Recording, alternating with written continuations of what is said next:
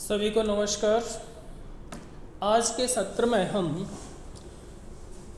स्वतंत्र सहमति के अंतर्गत स्वतंत्र सहमति प्रभाव डालने वाले अनुचित प्रभाव का अध्ययन करेंगे। धारा 16 अनुचित प्रभाव के बारे में व्याख्या करती है, बताती है। अनुचित प्रभाव से अर्थ है कोई भी अनुबंध उस समय अनुचित प्रभाव से प्रेरित माना जाता है जब पक्षकारों के मध्य विद्यमान संबंध ऐसे हों कि पक्षकारों में से प्रत्येक एक दूसरे की इच्छा को प्रभावित करने की स्थिति में होता है और दूसरे पक्षकार पर अनुचित लाभ प्राप्त करने की इच्छा से उस स्थिति का प्रयोग करता है।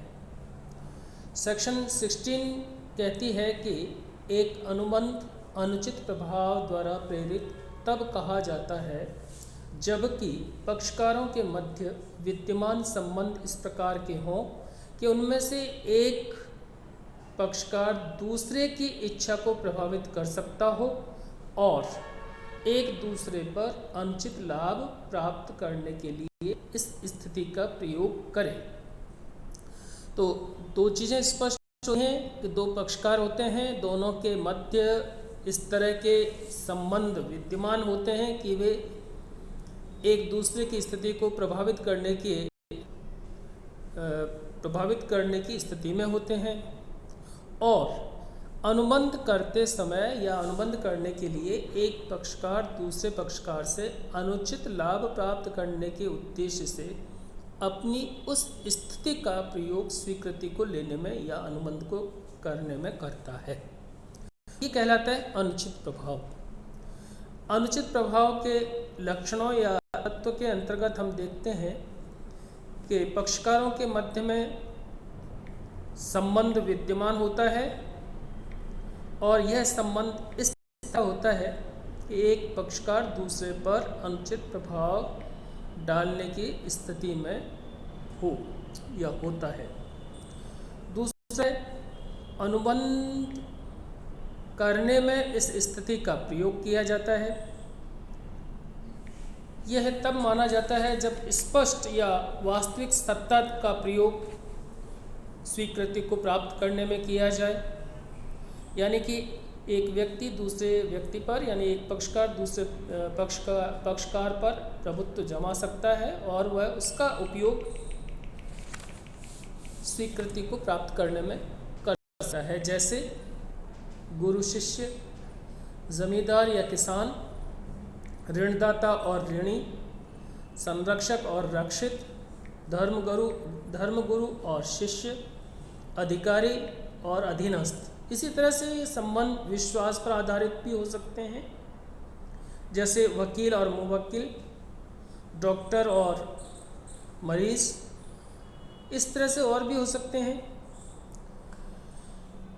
तीसरी इसमें स्थिति है पक्षकार ऐसे पक्षकार से अनुबंध करता है जिसकी मानसिक योग्यता स्थायी या अस्थायी रूप से या आयु या बीमारी या किसी और कारण से प्रभावित होती है और एक स्वस्थ पक्षकार उस मानसिक रूप से पीड़ित पक्षकार पर अनुचित प्रभाव डालने की स्थिति में होता है और अनुबंध के समय उस स्थिति का उपयोग करता है। तो ये कुछ इसमें स्थितियां थीं। इसमें आपसी संबंधों का प्रयोग किया जाता है। यह प्रयोग स्वीकृति को प्राप्त करने के लिए होता है, अर्थात अनुबंध का निर्माण करने में इसका प्रयोग किया जाता है और यह तभी माना जाता है जब वास्तव में एक पक्षकार ने अपनी स्थिति का उपयोग करके अनुबंध किया हो, अर्थात वास्तव में अनुचित लाभ लिया हो। प्रश्न उठता है कि इसे सिद्ध करने का भार किसका होता है। सामान्यतः अन्य स्थितियों में पीड़ित पक्षकार को सिद्ध करना होता है, लेकिन ऐसी स्थिति में जहां अनुचित प्रभाव का प्रयोग किया जाता है वहां अधिनियम की धारा 16 उपधारा 3 के अनुसार अनुबंध का वह पक्षकार जो अनुचित प्रभाव डालने की स्थिति में होता है उसी को यह सिद्ध करना होता है कि उसने दूसरे पक्षकार अर्थात संबंधित पक्षकार से अनुचित लाभ प्राप्त करने के उद्देश्य से अपने प्रभाव का कोई प्रयोग नहीं किया है।